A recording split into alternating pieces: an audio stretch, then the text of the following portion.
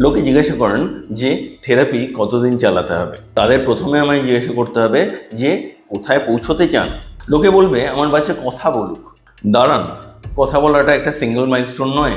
কথা বলারও নানান রকম ফের আছে। প্রফেশনালদের ভাষায় মুখে আওয়াজ বেরোলেই কিন্তু কথা, কিন্তু বাস্তবে এমন নয়।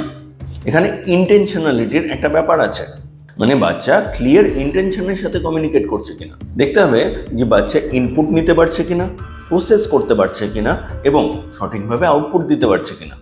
এবং সমস্যা থাকলে সমস্যা কোথায় দেখতে হবে। বাচ্চা শুধু রেসপন্ড করছে না নিজে ইনিশিয়েট করতে পারছে। দেখতে হবে যে বাচ্চা নিজে ভেবে কথা বলতে পারছে কিনা। এবং শেষে দেখতে হবে যে বাচ্চা কেন প্রশ্নটা জিজ্ঞাসা করতে শিখেছে কিনা। তার মানে কথার আগে অনেকগুলো ধাপ আছে। তার মানে থেরাপি করছেন এই ধাপগুলো একের পর এক পেরোনোর জন্য। এবং এগুলো পেরোনোর জন্য যে রোডম্যাপ দরকার সেটা কি আছে আপনার কাছে? যদি সেটাই না থাকে তাহলে কিন্তু কতদিনে সেই প্রশ্নের অর্থই হয় না।